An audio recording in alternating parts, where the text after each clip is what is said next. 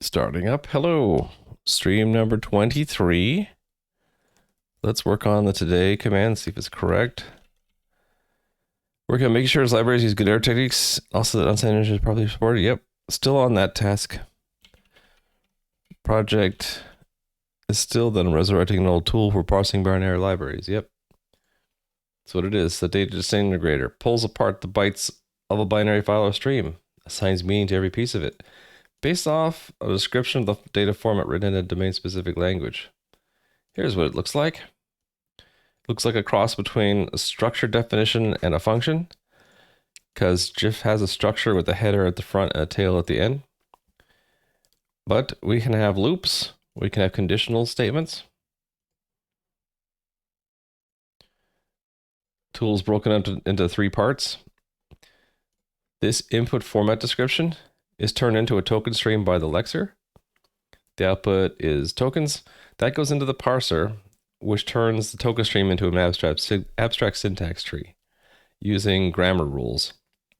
So in other words, it interprets this in certain ways, like the header is a part of the data, whereas a while is a loop. So this abstract syntax tree, we use it in stage 3 ingestion to break down binary data into elements. The way it works is that you start with a file like this, and the abstract syntax tree equivalent of this, and you basically walk both of them in order together.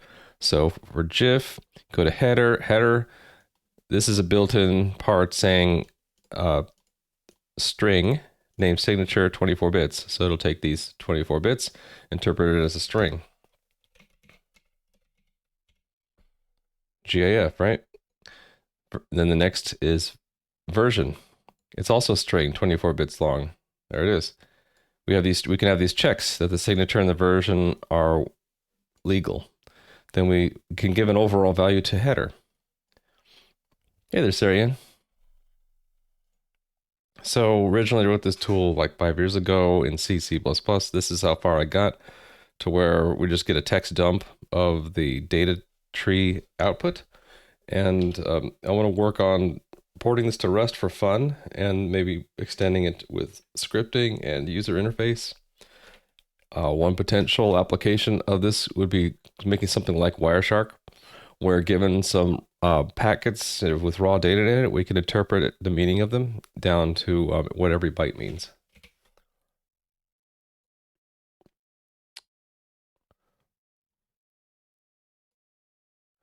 Okay. Close some of these files. ID list, we can leave these two open. We can close all these. Cleaning up the tabs from yesterday. I had a lot of tabs open. Okay, we defined a couple new types. We have the span, which is 2 locations, a start and an end. And then we have a recognized token, which uses a span and an actual token encountered. I wonder if I can. I used to have expected to differentiate from actual. Maybe we just change this to token. And then turn that into token also, and then it goes away. That's interesting. It should have updated that, but it didn't. So I'm working on improving this error type. We did unrecognized token. The parser generator I'm using, let's see, where is it? We have too many tabs open here too.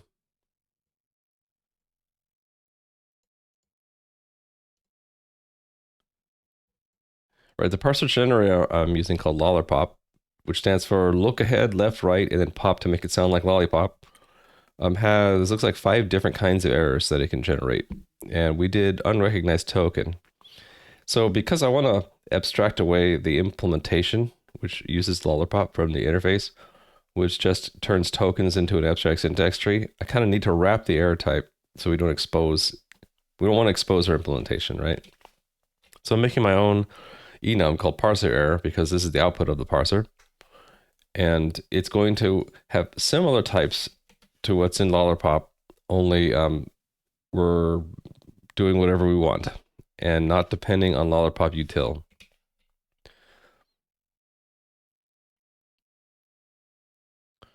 So I think right now, what I did to support unrecognized token yesterday, if I remember this correctly, can I just do a final references? There we go. Yeah, we're doing a map error on this. And actually, I'm thinking right now, we don't really need to do a map error, right? Couldn't we just do a from or into? And yeah, if we do an into, then we could move all of this over to here as an implementation of from lollipop util, I could spell it, parse error of, I guess, I don't really care about the lifetimes, right? For parser error.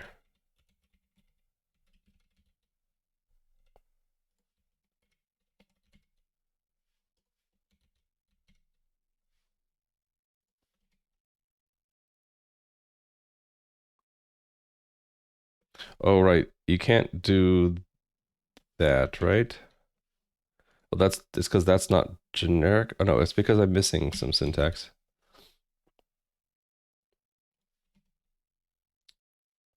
Oh, there's a lifetime? No, there's no lifetime on this. Okay.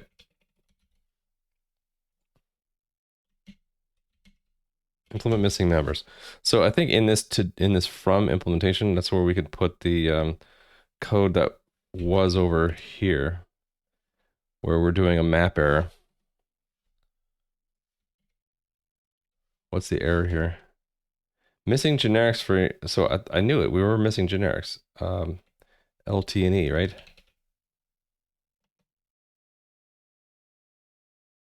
Oh, we can't, can I do this? I guess I cannot. They have to be named, right? It's not allowed within types of item signature. But can I like put that there? No. Okay. LTE it is.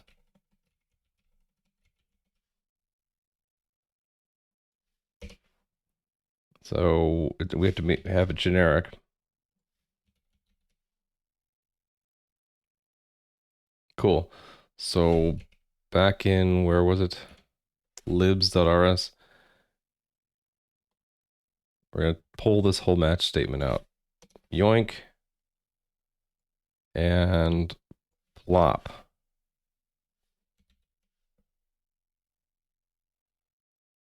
Self or value.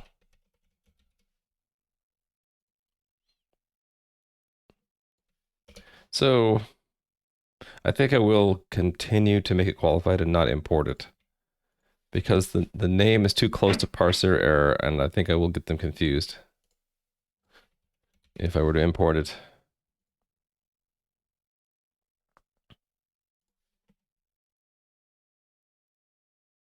So T, we have to say T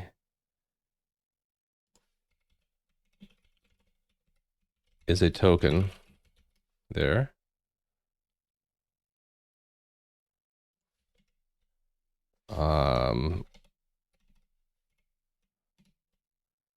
Expected a trait. Oh, right. We don't need to put a placeholder because this is a specific type.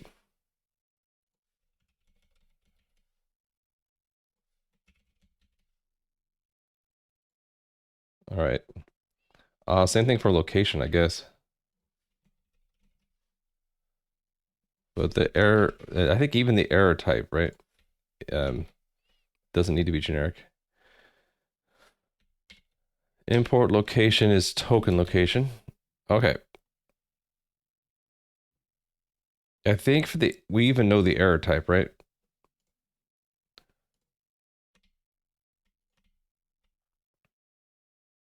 So this becomes an into.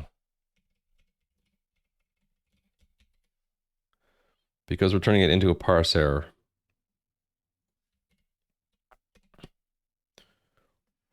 Blah, blah, blah, blah. Oh, I have to map into. Map the error error into. Okay.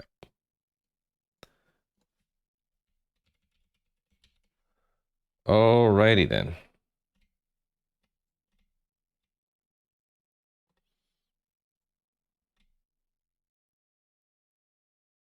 Yeah, I think that's our user error, right? So that's when we get down to here that we will not really need this to, we won't want this to be generic. So maybe for now I make sure that it's the correct type. I think it's grammar error. It's an error that we generate from the grammar rules that is not intrinsic to Lollipop.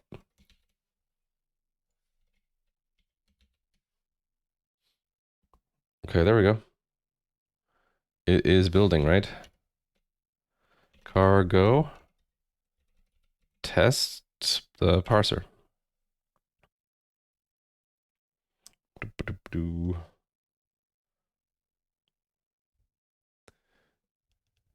The evil cat is outside trying to get in, but we have the door closed. Hey, there's C17R. Greetings, program. All right, so let's try to get these to-dos handled. So I was thinking unrecognized EOF would be a good one. We can make a test for.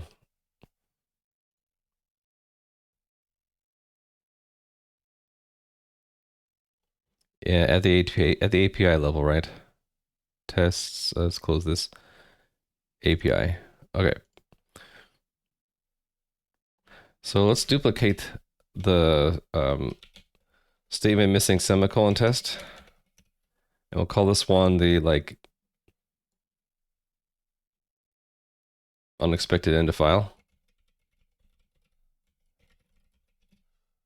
So foo, and then left paren, right paren, left brace, and then let's just have it end right there.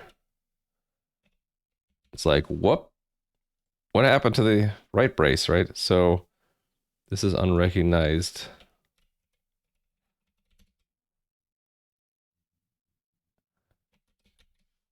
I think we'll just copy the name. They will have unrecognized in the file.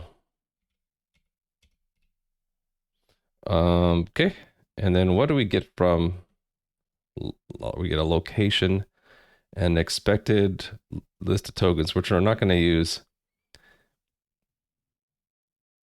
I think we're just going to keep it no parameters to make it easy for now. What I was thinking later is that we could say what, maybe not doesn't make sense for end of file, but we could say like what format we were in. Same thing for syntax error. I don't know, maybe if it's useful, I don't know.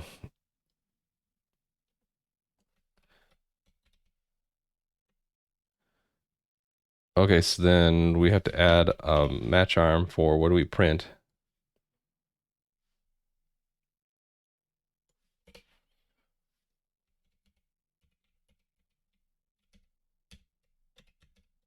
So unexpected end of file.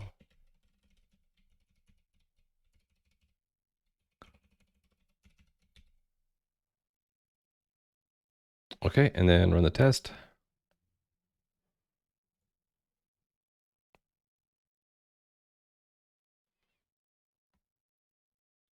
Not yet implemented. Yeah, so this is where we actually do the implementation. So parser error, unexpected end of, oh, it was there, but it disappeared. There we go.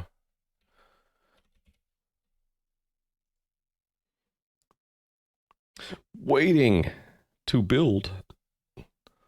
Build is slow for some reason. Hey there, get off my lawn.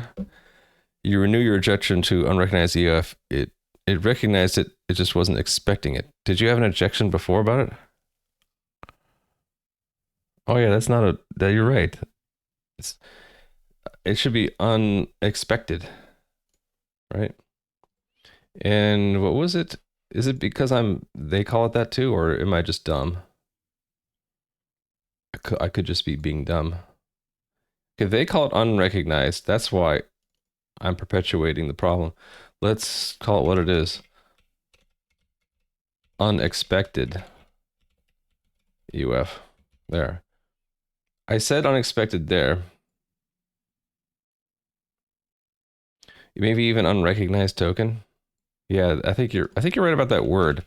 They recognized it, they just didn't expect it. So when I printed out the error, I printed out the correct word, right? Now you're satisfied? Yeah. You said they auto-generated it?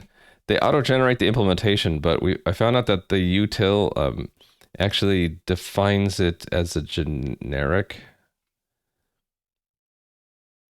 Actually, that means like they didn't have to generate this. This is just comes from their utility library. Okay. Running all the tests, right? It's all passing. Cool. We are moving on. More errors. How do we get an invalid token? Generated by a parser when it encounters a token it did not expect. Generated by the parser when it encounters a token it did not expect. Isn't that the same thing? I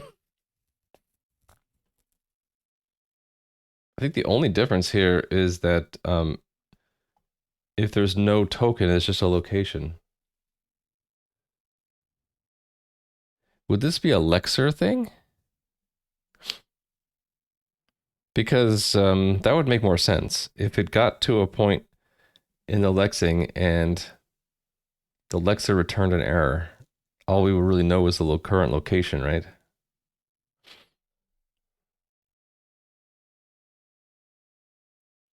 Maybe. Can I see where this type is used? No, we can't. Oh, we can. Okay. There's where we. Oh, no, this is in the Lollipop util. Okay.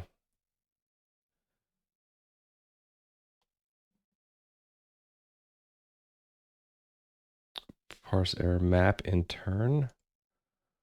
That's not very helpful. Invalid token at. Yeah, that seems to me like a Lexer problem if there's an invalid token. But how do we get one of those? That's in mine. Okay, how about in here? Okay, here we go. There's a regex. For what is this? What type is this? Matcher.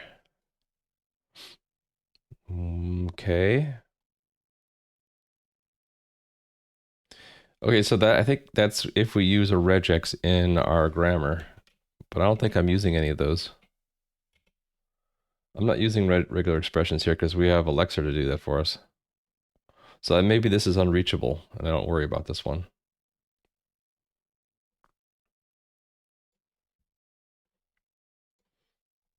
Let's not give up yet, though. Parse and normalize grammar. It sure looks like there's an invalid character.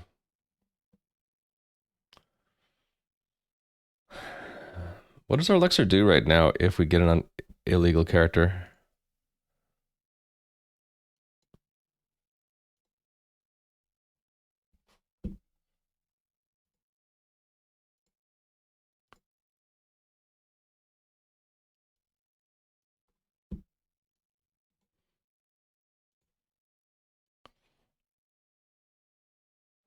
So location tracker.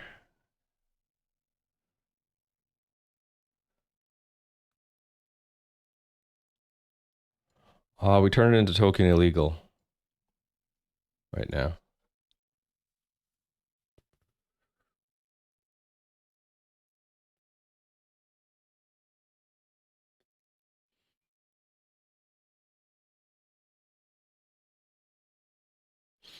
And the error is being ignored. What other kinds of errors do we have? We have illegal. Okay. So it will, it should give us a location of one illegal character. Maybe I should have a test for that in the lexer. Oh, I do. Dollar sign is not a symbol we use. So it makes sure that,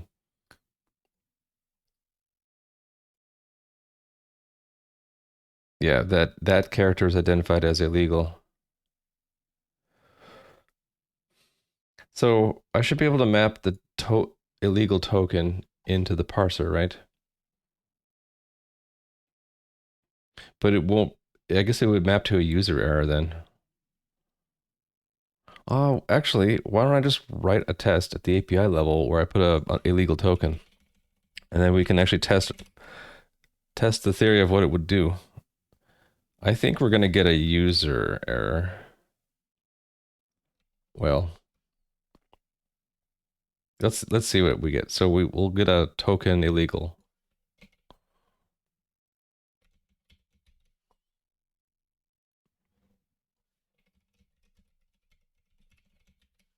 Doesn't follow the rules. It's illegal.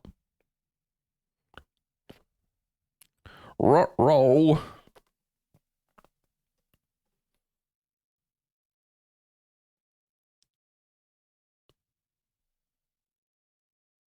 Get unexpected NF file. Oh, that's what, because that's wrong. We got unexpected token illegal span.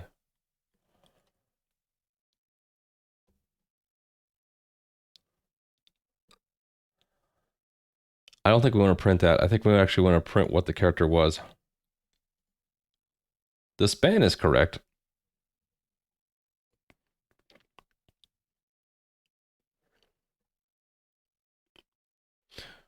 Okay. I think I might need I'm gonna need a grammar rule for this, right?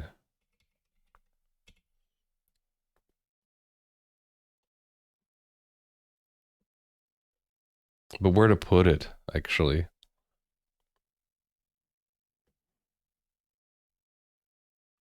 Actually, I think we can just make a grammar rule that reduces at any point, right? Maybe we'll put it at the end. Yeah. Pub illegal.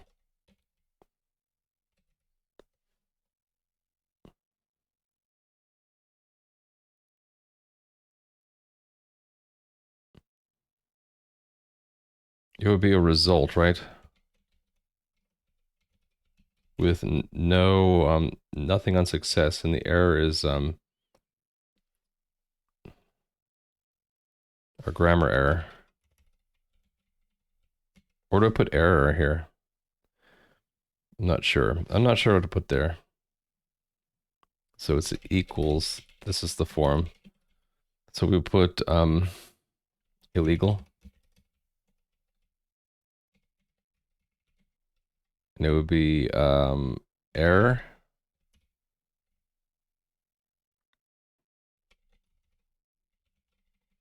That type is empty right now, I think.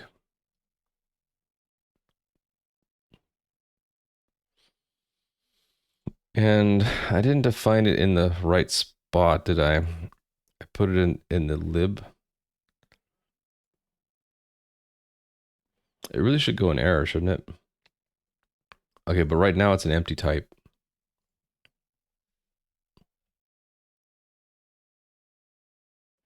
So I would do this, right? Let's see what I get. So it's at build time that gets evaluated. Okay, it doesn't have a pattern. Yeah, we can add a pattern.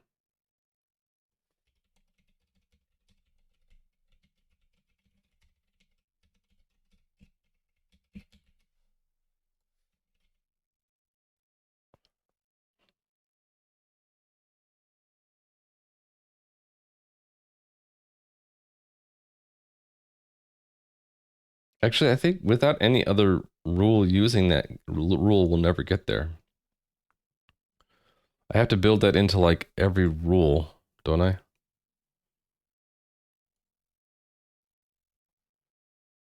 This is still going to tell me it's an unexpected token, I think.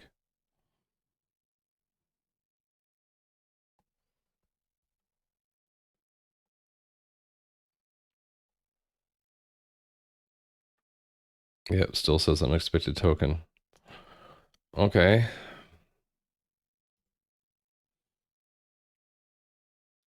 Maybe we don't make a rule. Maybe what it is at the where is it? There's like maybe at the extern level, we identify okay. We either identify it here somewhere, or maybe token is instead of it being an enum, it's a result enum with something else. But no, we have this error, right? So how does the user error propagate?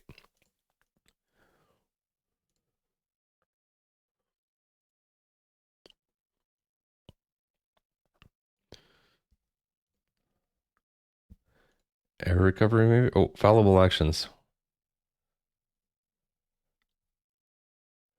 Exactly.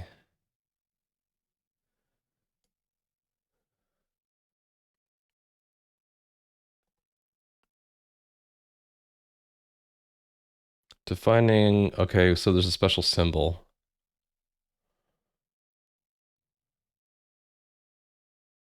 Then be a result instead of a plain T. Okay.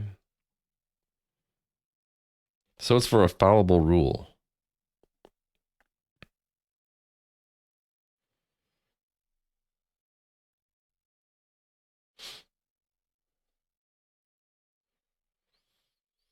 Okay, but what if I have a Lexer error?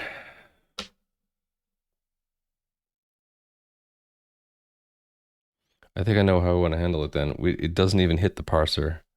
We would want it to, because we want it to hit the Lexer, right? Yeah. So even in like,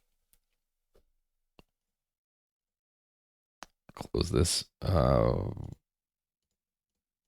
stay on this page because we will have fallible rules, and I might want to remember how to do that. Sorry for nudging me down what path though? Doing correct error handling? Yeah, I think we don't want it to. I think I don't want to have an illegal symbol. I think we actually want the Lexer to bomb because otherwise we won't know we won't be able to report what that token was. So let's get rid of that, and so it'll never hit the parser then if it's an illegal token. But then how come they have in their types?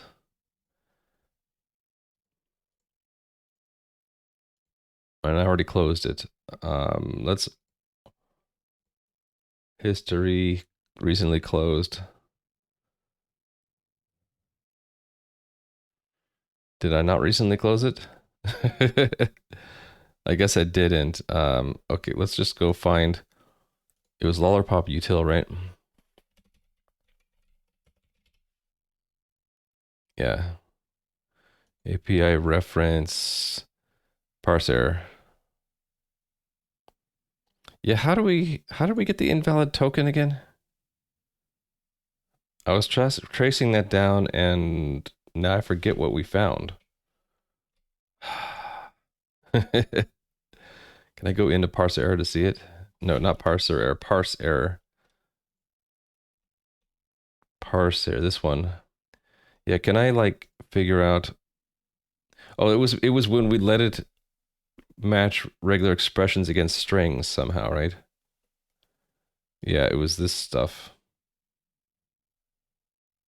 Well, that's not it. Right, it's lollipop. If we use lollipop's lexer,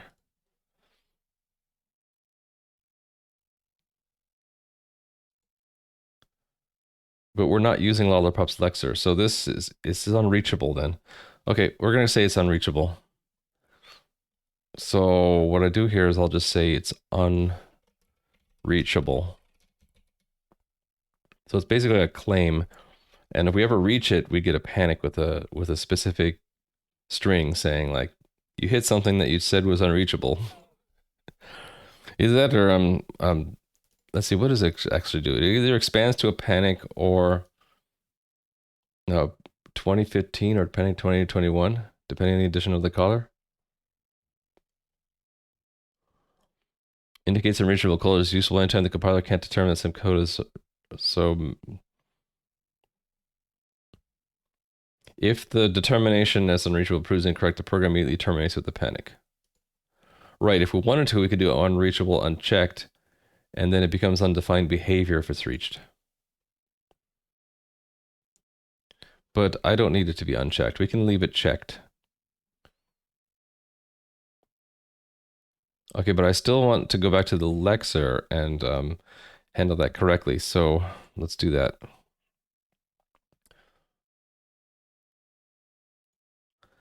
Lexer output. I do have it as an error. It's just that I think that we are. I also have an illegal here. I think we want to get rid of that. In fact, I think I want to do the same thing with bad string. Oh, I think I need to let the dog out. Just a minute. You need to go to the bathroom.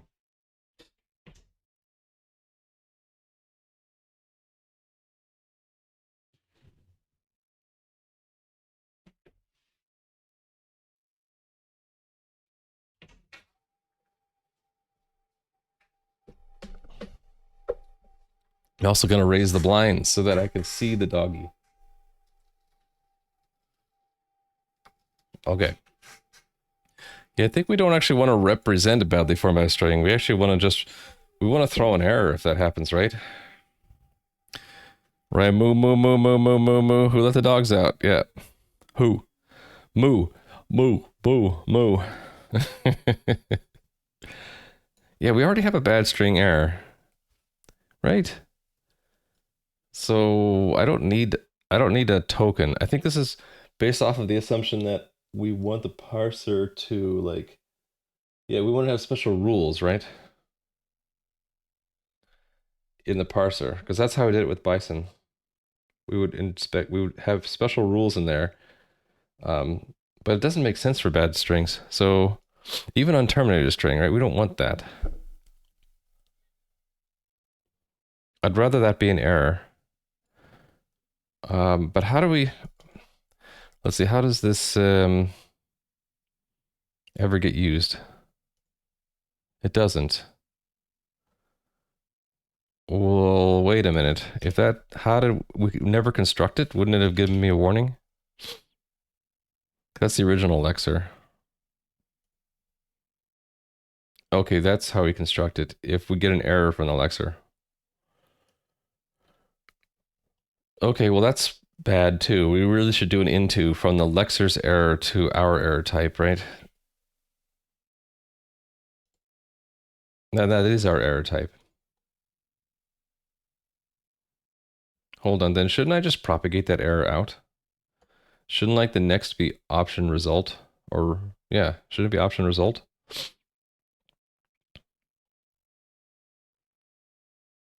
I think it should be option result. Oh, hold on. I gotta let the dog in.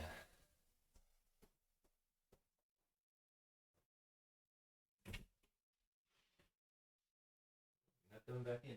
I'm going out.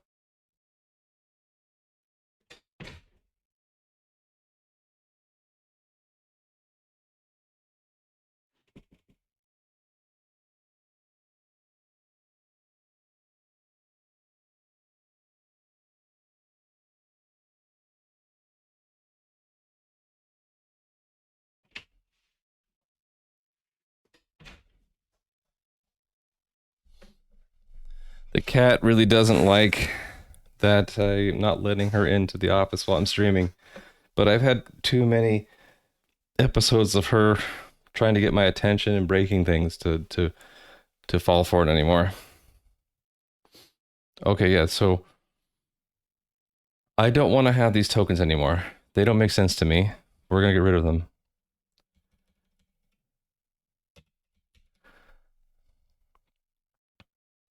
So I think instead then, at the token library level, we want to have an error. So new file error.rs.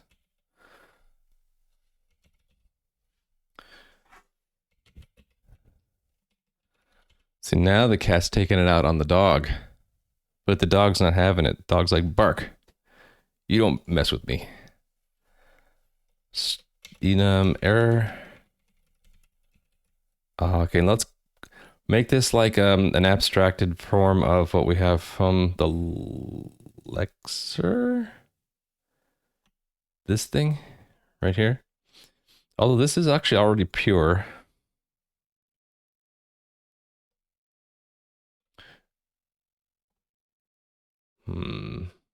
Except for it has this default stuff that we don't want to really expose. Yeah, okay. We're just going to make it a... It's simple enough, right? I can just make it a copy. Actually, yeah, I have to because it's in a different library. Yep. Okay, there we go. And we should do the nice thing and derive debug.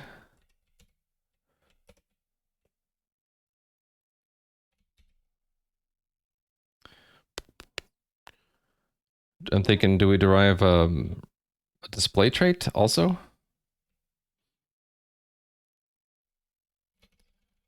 There are crates out there that'll let you derive a display crate, right?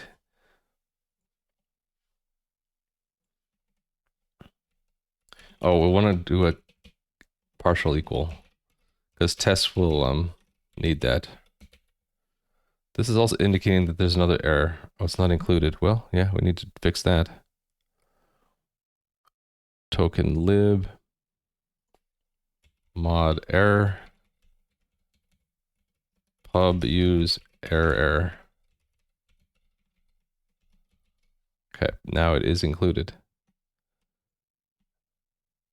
This is probably telling me that it's not public. How come I can't click on it? I can click on the other one. It's private. Yeah, well, can we go to it? Ah. Sometimes Rust Analyzer, you suck. Okay, so if that's there, what changes here? We get rid of this. Ka-chunk.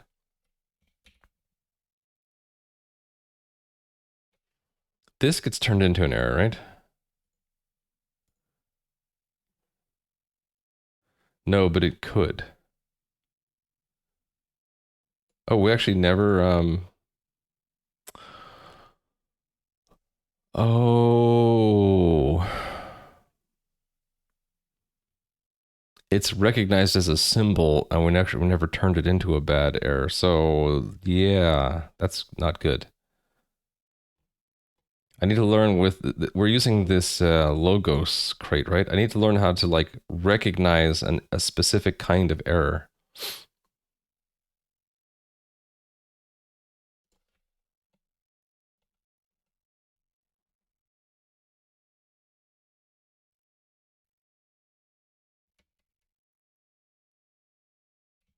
We'll leave that in there for now, but I need to get rid of this mapping doesn't exist anymore.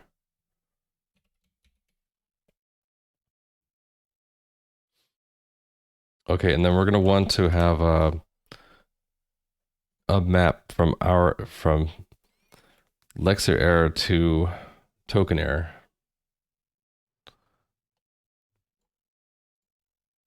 I declare the error type somewhere. Where was it? Output? Error was here somewhere. Here it is. So we need to have a from error for token error. Token error is not right. Lexer error? No, token we should be explicit here. It should be like for token error.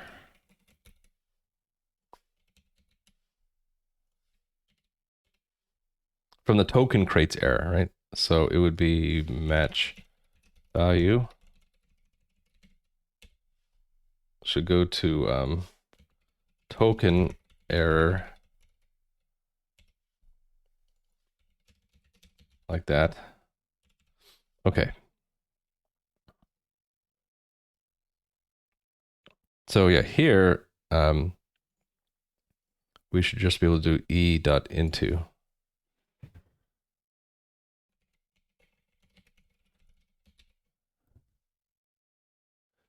Huh. The cat's like doing bad stuff out there.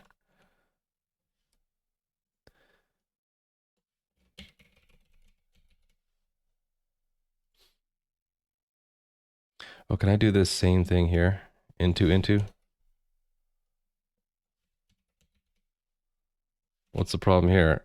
Trait error convert from output is not satisfied.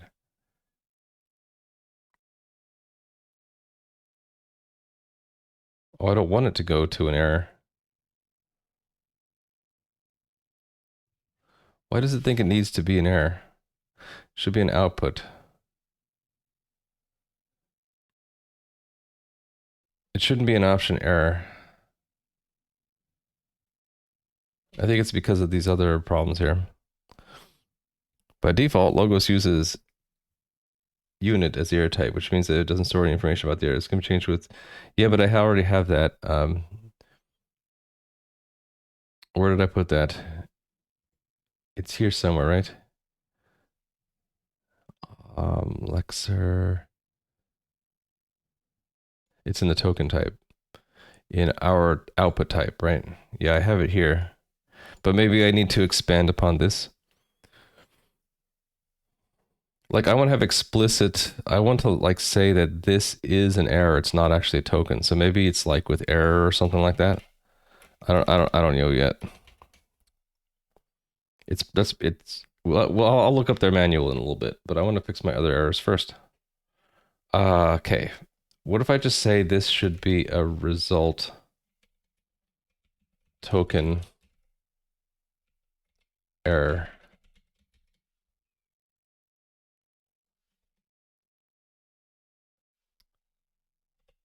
Option.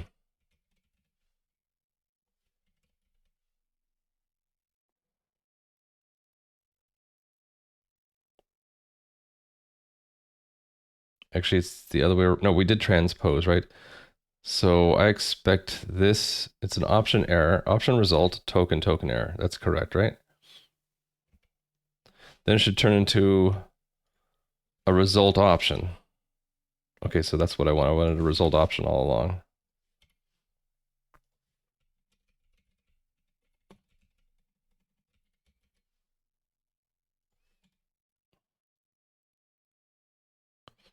The result is getting taken off. Why is that?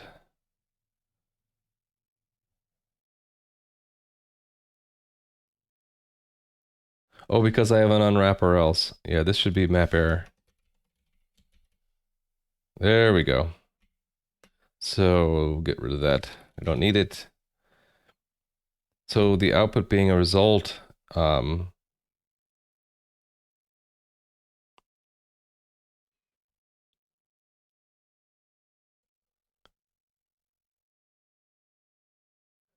oh, it's right. If we hit, I had this. So if we hit an error, we stop parsing. Okay. Do I need to do that? I might not need to do that. That might be something that um, Logos does automatically now. But okay, let's say it doesn't. Then this should be okay some. And this should just be that it is an error.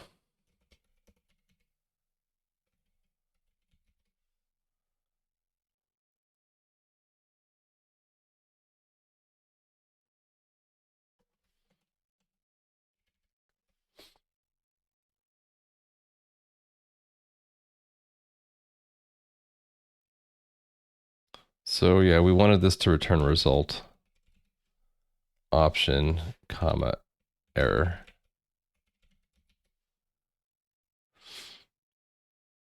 The other way around. Option, result, error.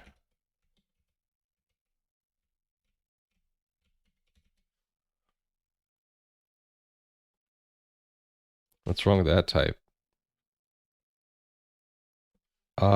That's because the item type should be result. Oh, yeah.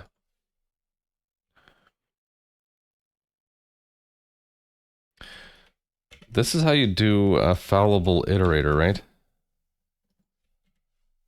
And then it's built into item.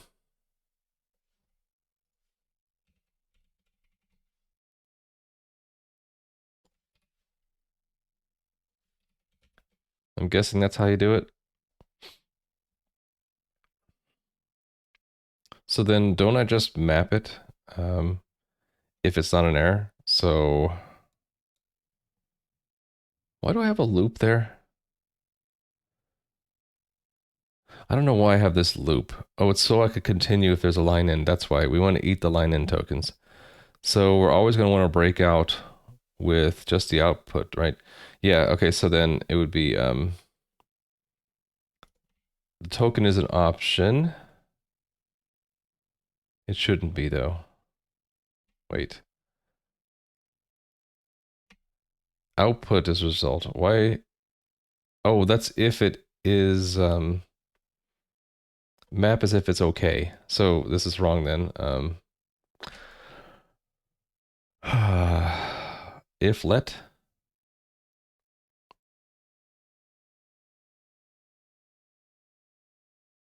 I guess what I want to do is transpose it, map it, and then transpose it back. Or I do it inside of here somewhere. Actually, no, I should do it here. That I should do inside of here. Yeah. I don't know why I did it there. I think I don't know why I was doing that. Okay, we're gonna do it in here.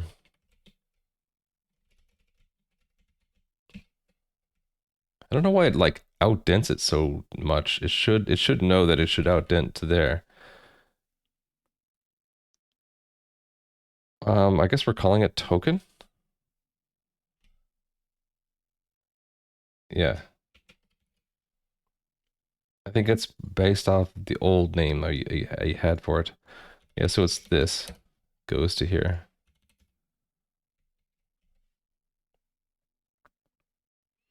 And then I don't need to do this break. I just do break output.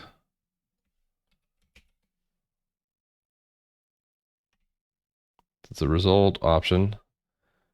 If this should be like we ignore the location.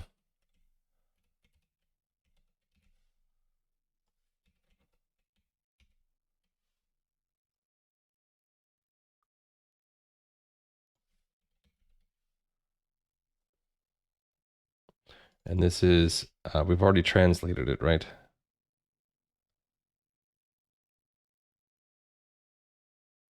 Oh no, we haven't.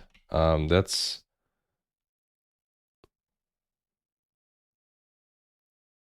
yeah, it's output. So this is should be output. Okay. Actually, if we've already done the location. Oh, is that why I did it this way? I wanted to do this after I did the line end. It doesn't really matter though, right? Because we're going to ignore the start and end. It depends on what next location begin end does. Oh, it advances? We don't want it to do that, actually. That's why. Okay, so we need to handle it specially here. Yeah, exactly. If token, I should probably call it output, actually. Line end else.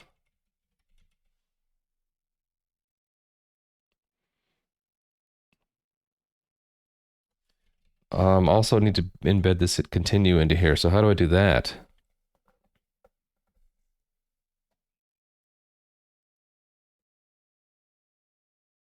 I know. I have to first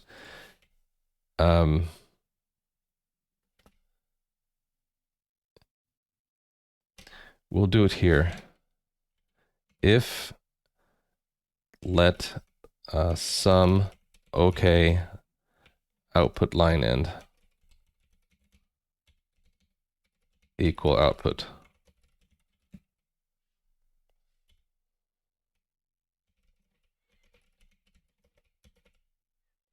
Okay, and then we've already handled this one.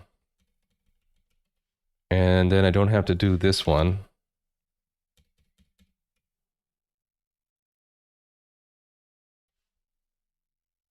As long as I copy this to here. Then I don't do this.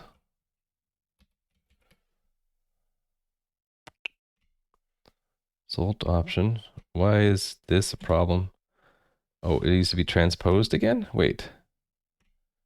It's an option result. Why did I transpose it?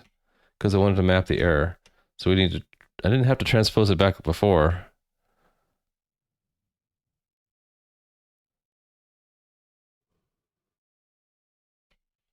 What if we just do the map error inside of here? And then I don't transpose it.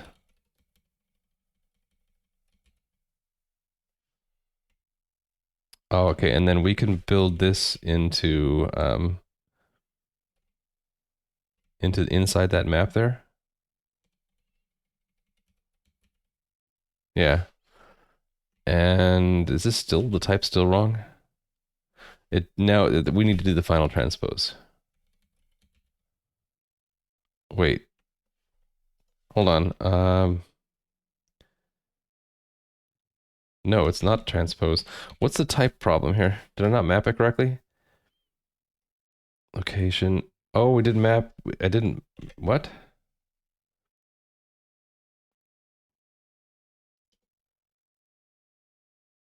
Oh, this needed to do a token into.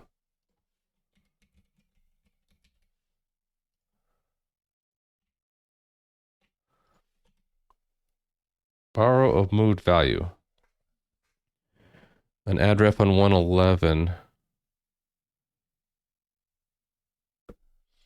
And that's because of this, right?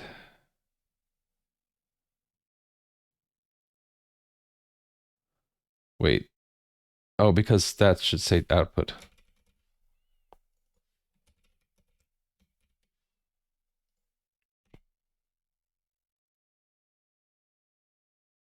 Oh, right. It's not an error if we get here, it's an error if we get into here. Okay, so we want this, basically we want the side effect of saying self errors true.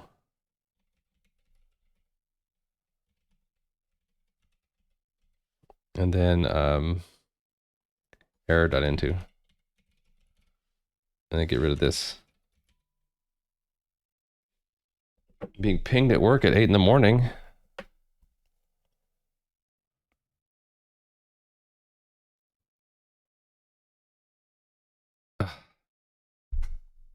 Sometimes, sometimes people. What's the warning here? Consider removing into. But I needed to map it. Wait, why does it consider removing it into? Consider removing into error. Why? Useless conversion. To the same type? What? Did I already map the error somewhere else? Oh, this needs to go to token error. That's why. Now it should be fine. Okay. Yeah, all my tests are broken because now we actually get we actually have to wrap it into an OK for all the OK cases, and we have to handle the errors specially. Use output error. Output error is not used. What? Oh, because we're I'll leave that there for now until we fix all the compiler errors, because we want to actually add error cases.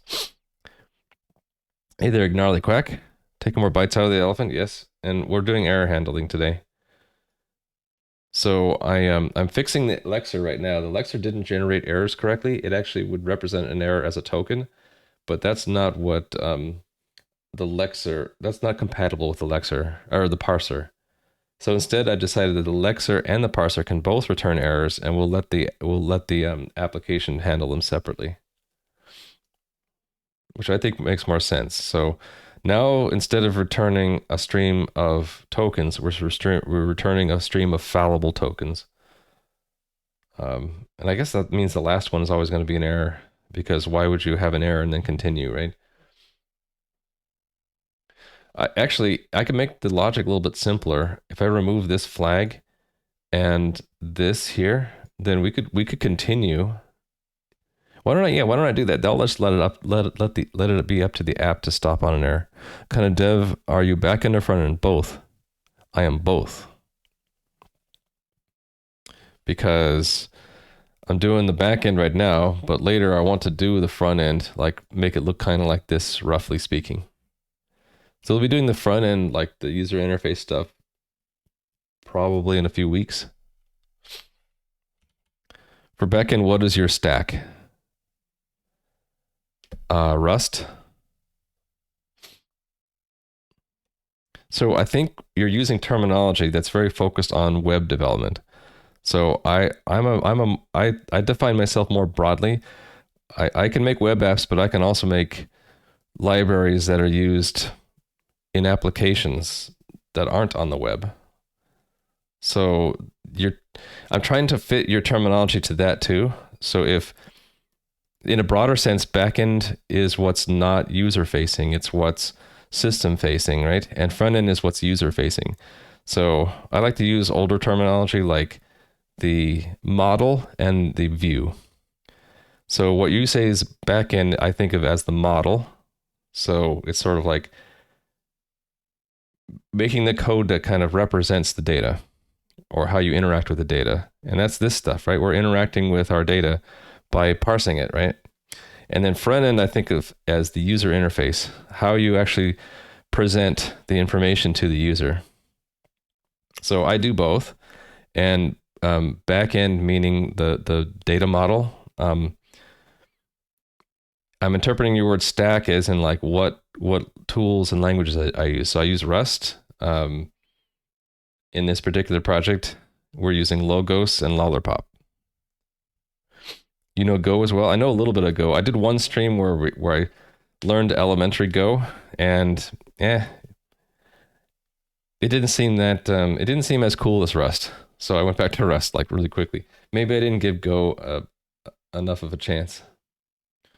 Yeah, I think what I want to do is have this return.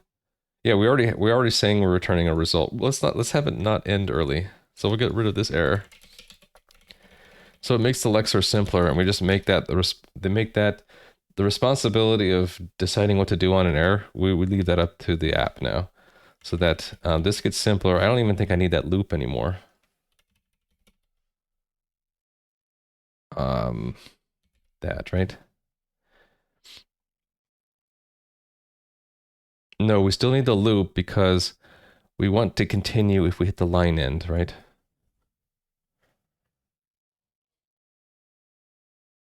Actually, then don't I just do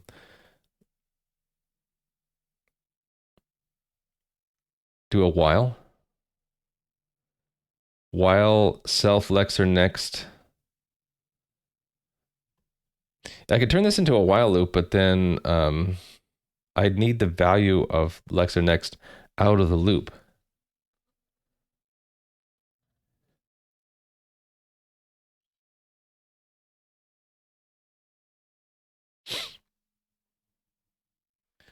So it would be like let output equal while, right? No, this isn't gonna. I think I do need it to be a loop. But I can say like let output equal, and then break output here. And then we don't need this break here. And then I don't need that let anymore. And then I don't need that anymore. Or that. And that is a statement now. And we don't have this error. And then this becomes just into.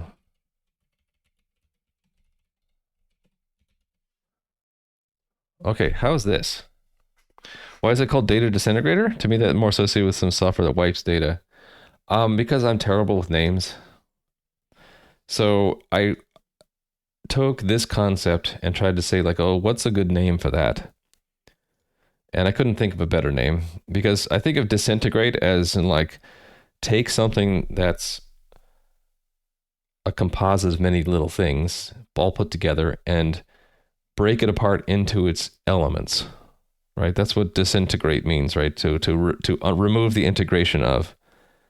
So literally, it's disintegrating data. It's taking data and like picking apart into its individual pieces, right? Every piece of the data, but it also has the connotation of destruction, right? We're not destroying the data.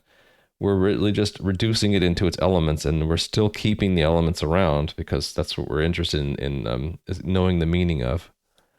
But yeah, Wireshark calls them dissectors, so maybe that's better. But I don't want to steal their term, and I haven't really looked too hard at a thesaurus to see what are other words besides dissector. I just said, oh, disintegrate, whatever.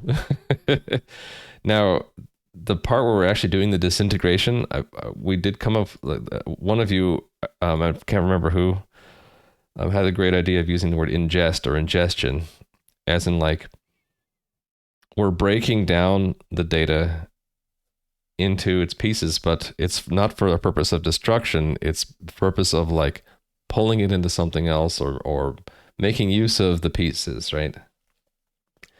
But so does that mean I should call it data ingester? Ingest, to me, the problem with that word is it leaves open the question like, what are you going to do after you ingest it? It's like you're ingesting it into what, right? But maybe that's a fair thing. I don't know. A fair thing to ask. All right, this is the core of our lecture. Does it look good now? I'm asking myself this question. So it's an iterator whose items are results because at any point we could have an error and we want to use the token library's error type. If it's not an error, then we get the token and then the beginning and ending locations of it. I wonder if I should turn that into span. Maybe even build it, make this a nicer looking type. This is an ingester. Would that make errors indigestion? Yes. So if you have indigestion, then you burp out a token error. Okay, so we're looping essentially because we want to skip line endings. So we get a token.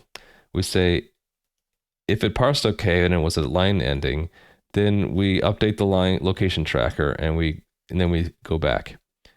If it's not a line ending,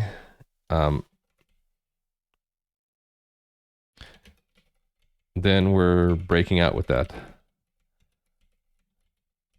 Actually, what's better, to have a break output or just to do that? I'm thinking this is okay, right?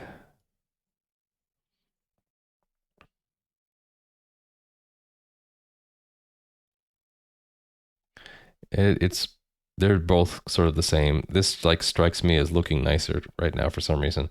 Okay, so we take our output and map it to, well, this is a redundant map, isn't it? Can I just do this? Yoink. And wait, no, there was a reason there's a double map because it starts out as a result output. No, there's no point in me doing this. This map doesn't make sense.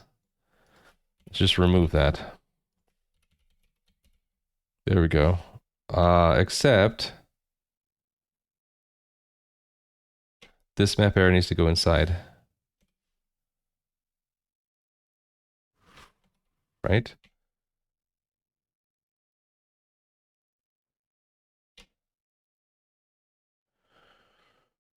I guess I would do it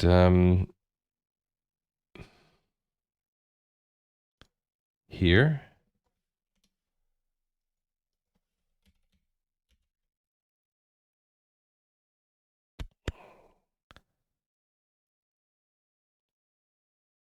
Then I don't need to do any of this junk, do I? Hold on, that I didn't do that right. Let's back up. So it's an option of a result.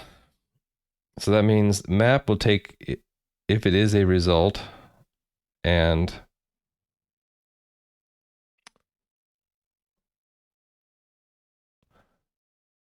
we're taking the span. Okay, the into is wrong here. Actually, no, it's right. It's just that it doesn't know the type here. Yeah, the into is a problem. I want to do a map into, map error into, right?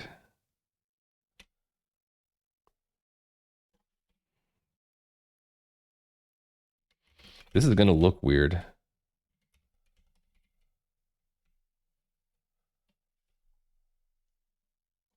Maybe there's a shortcut for this, but we basically want to map the success and the error values to different things.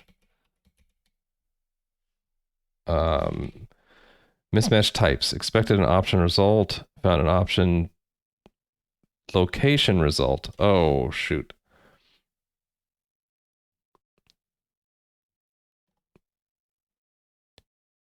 Right now, the result is tied to the token. I want to pull the result out. No, I don't. Actually, this is wrong. I want the location to go. Yeah, I want to turn this needs to be turned around because we want to keep the location information even if it's an error. So it should look like this. Location result token error and location. Location. There we go. Now it's good. But this is sort of weird because both the token type, it's an output to begin with, right? We map an output into a token and we map the error into a token error. Now here's a question for you Rust experts. Is there a way you can do this double into more concisely? I wonder if you can just OK output with no map error. I could, but now it's internal to the output type. So I really do need to map the error, right? But I'm also mapping the OK value. Yeah, you're right. If before it was a result, I could have done an early exit. But I actually want to have location information even if it's an error. So we always want to do this side effect of getting the start and the end, and we want to package it into the item. Yeah, that's important. Maybe I do this map error earlier. Yeah, what if I just do that outside?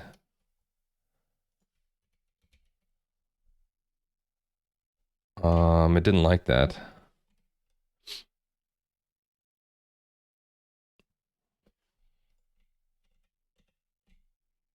So, oh, because we would have to transpose it, then map the error, and then transpose it back.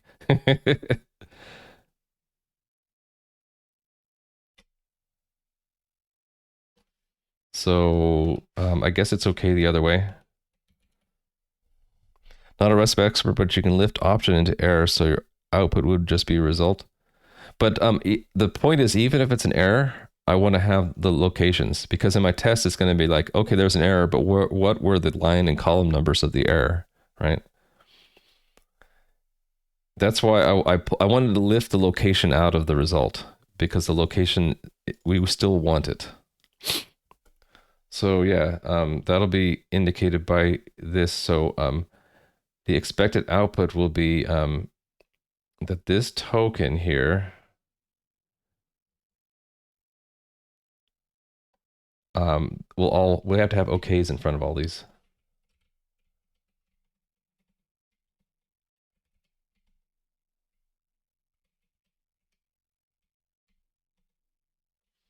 Trying to do this with multi-cursor and it's hard. I would go back and then this way. Oh, that worked. Didn't like that though. Mismatched. It didn't match that because this should be a result token error. Okay. I have to do that a bunch of times. So I guess repeat it here. That's the same, right? Yeah, these are all the same. There was an alternative to doing this. It was to have either test matrix or we put this string here into the into as another argument, right? But I don't mind this being a little bit repetitive. Don't mind that. Don't mind it too much.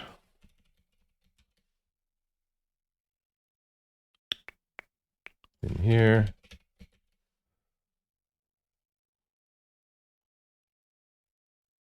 And here.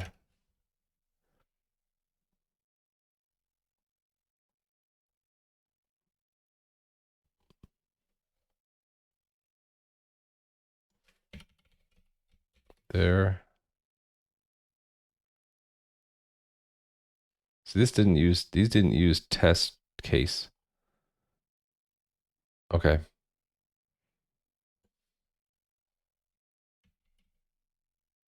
Actually, can I just like take that, do a multi-select? No, it's only it doesn't. It won't work. This should be an okay.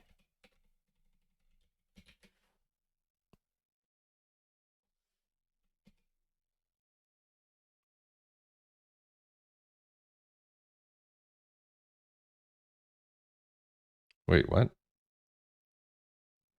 Oh, there's a new there. Okay.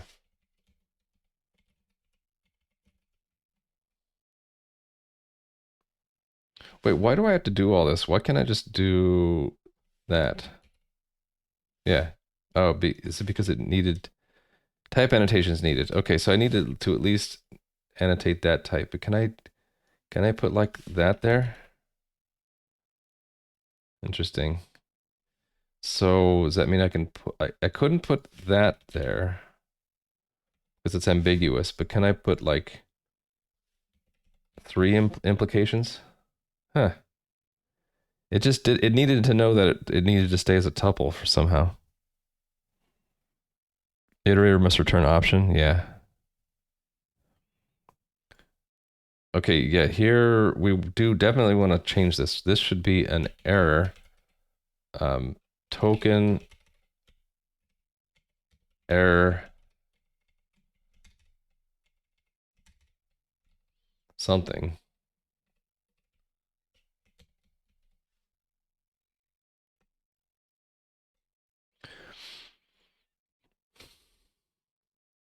Illegal.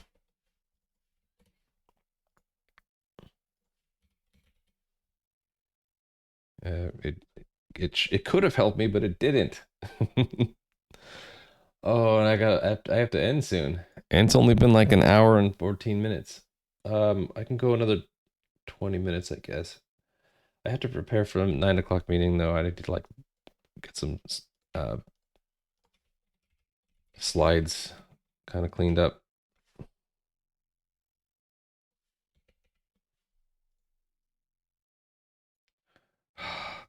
Okay, multi-cursor is a problem there. Okay. Let's do it this way. See, it's like the cursor's not quite matching up. I'll just do the alt click trick. Actually, I think I have an idea about how to do this. No, I don't. I need to like select all, like, I'd go to token, then go select all, and then do a parentheses. But see, it starts to not match up there. No, don't run the test. Go away. Token. okay. And then I have to manually like click on the end there. Okay. I'm doing Command K to do multi-select there. Yeah, but these are a pain because they're all in different columns. And the word select doesn't work because some of them have an extra symbol in there. Hit all these in one fell swoop.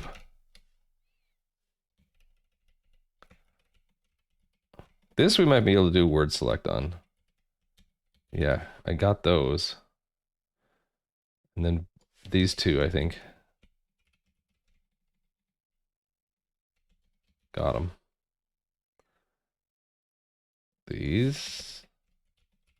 We have a lot of success cases and very few fail cases. That's because we weren't handling errors, or we weren't testing errors before, right? Okay.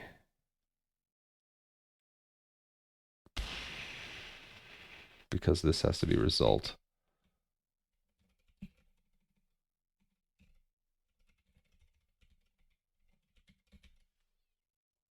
All right. On a lot of symbols.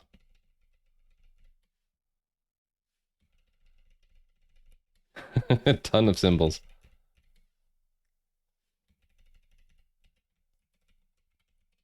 Good thing multi-cursor works so well there. Oh, I missed some up here. Reserved words.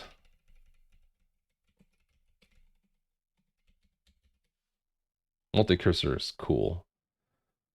All right, so this is okay.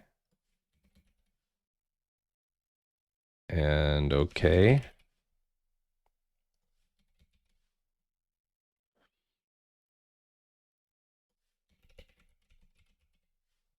Let's just manually hit the end of all these. Okay. Getting there. Here, here, and no, not there. Here, here, and here. Okay, a bunch of string alternatives. Oh, these ones, those ones are not going to be errors. I don't want those to be errors. What happened there? Oh, no, that's correct. Except for it didn't, it's only doing token strings. Okay, well, we'll fix these up at least. Okay, and then that and that.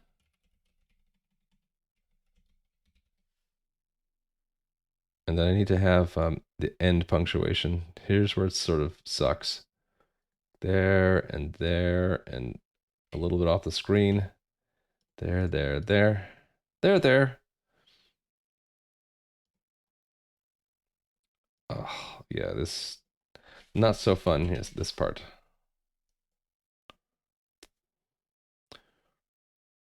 Already did those. There. Okay, so all of these bad strings should be actually I can hit those all at once, right? All the token bad strings should be error token error bad string.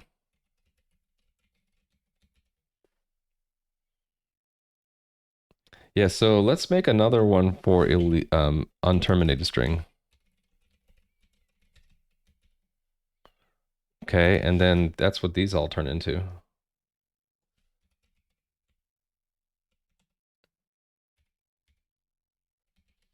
Just try that again. Select all token unterminated strings, go to the left, do capital E, R, R, and then delete 5 things. Token error, go 2 words over and terminate. Okay, I've got a bunch of errors here because so if this one's yeah, we need to adapt the I need to adapt the lecture to the parser here, right? The parser wants something where the it's not an error there, which makes sense. It doesn't want to see error erroneous tokens. So I need to adapt it between these two. So I need to make another type that adapts them, right?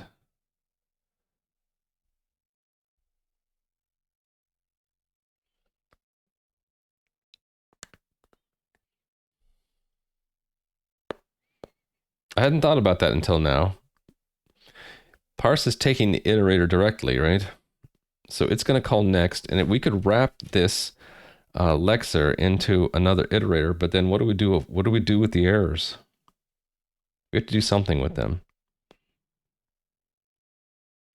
So maybe what I should do, I know what I should do. Our parser should take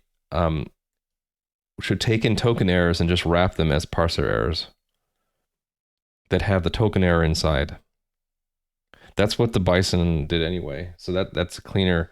So then I wouldn't have to change this at all. We have the parser just wraps errors for us. But the lexer should be good to go now, right? Yeah. Okay, so I should be able to cargo build, or at least I can do cargo test, right? I can do the lexer. Yeah, and then we can handle the failing cases. So why you opted having your lexer just return a vec token and then have my parser take a token? I want to distinguish the errors from the actual tokens, though. It means you don't care. Also, if we're using the lexer on its own, I wanted the ability. I didn't want an error to be masquerade as an actual token, you know?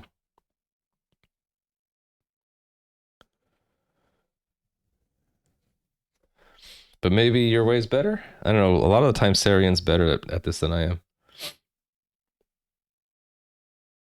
Right, so now it goes past the dollar sign and finds the X, which is what I had said before I wanted to make enable. So that makes sense. So where's that dollar? Yeah. So before it would stop at the dollar sign and say it's illegal. Now it's going to actually go past that and say that there's an identifier after it. So starting at 1 and going to 2, there's now an identifier. So that's okay. Token identifier. Capital X into as toString.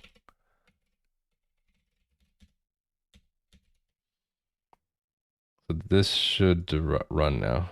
Yeah, passes now.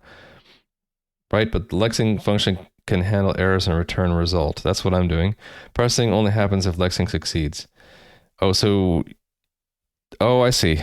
But see, as a vector, then you can't do lazy lexing. You have to lex the entire thing before you can start parsing it. My way is superior. Just kidding. I like the idea that we don't have to allocate memory for the entire token stream, you know? That we might end early and not even need to lex the file because we hit a parser error before that.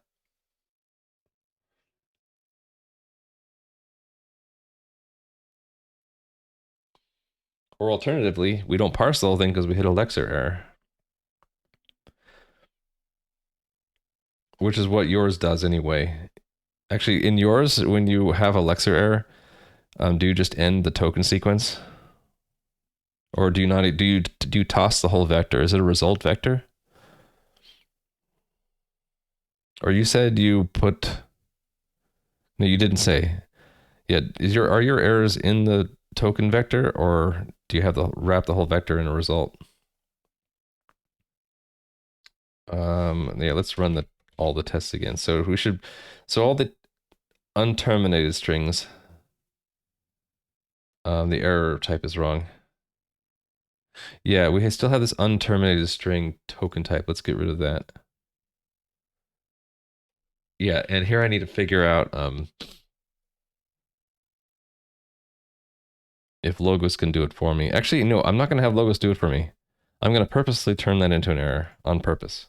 Purposefully on purpose.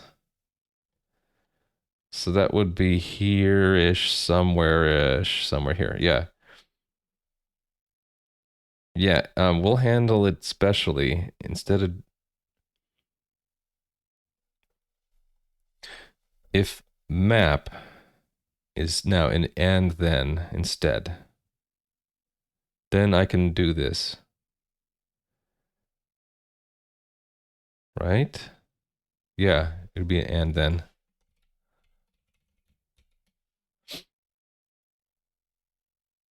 I have to implement the into differently. I have to be able to convert an output into a result output with an error. Yeah, okay, and then so no pun not intended. We're gonna implement and then we're gonna implement that. So that's in our output, right? Yeah.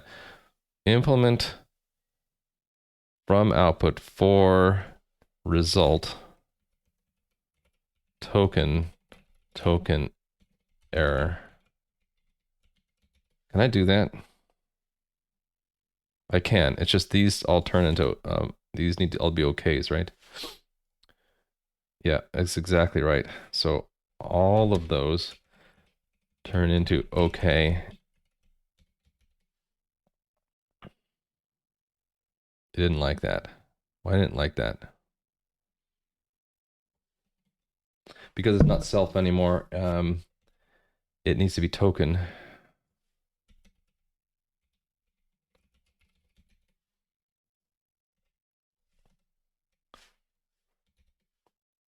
And then this one is special.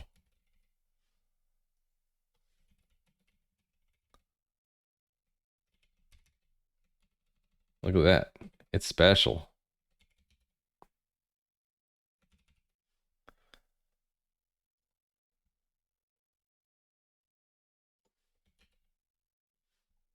Why didn't you like my and then?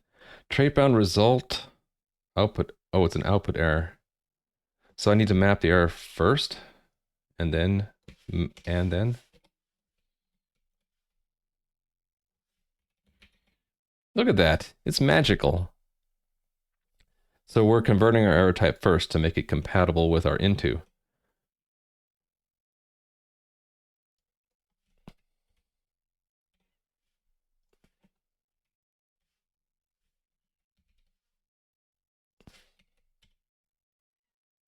And we pass all our tests. Yay! Of course, our parser doesn't build anymore.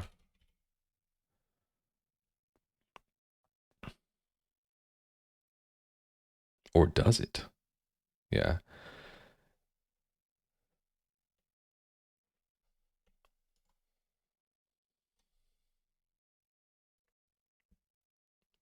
Oh, it does build. We just have to say how we map an illegal token to an unexpected into the file. That was the illegal token test, right? So here, how are we gonna? Actually, this we don't handle this anymore, do we? No, we do. I intend to have it come out as an error. So yeah, the input actually has to be a bunch of results, right? That's gonna be painful.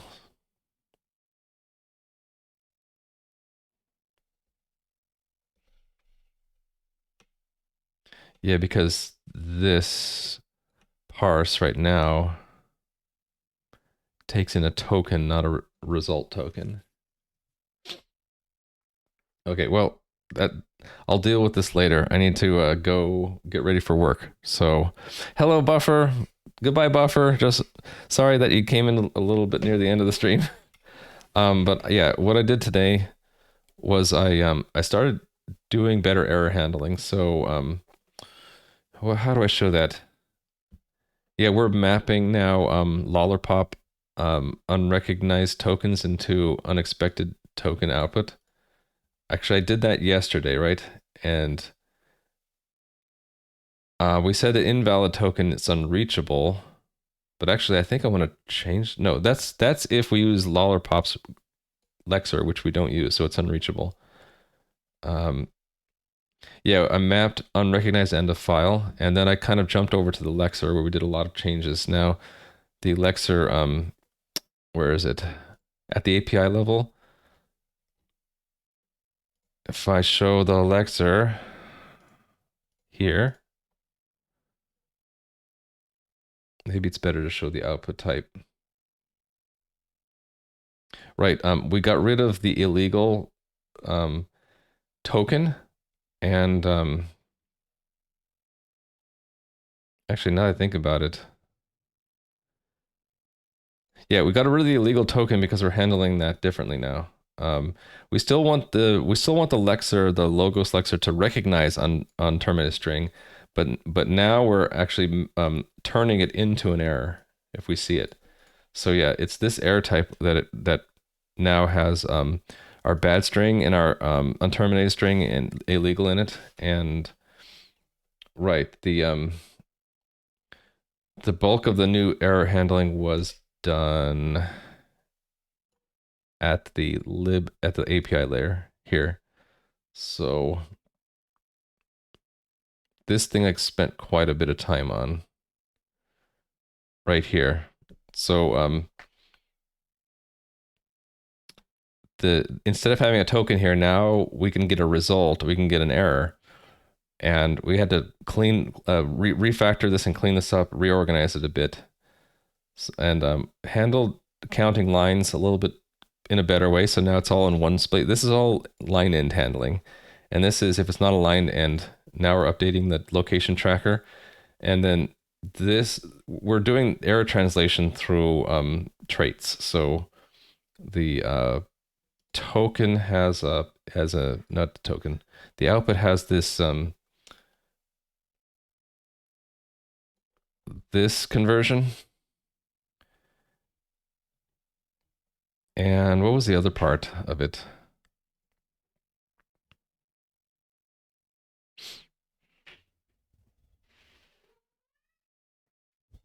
The evil cat has been let in.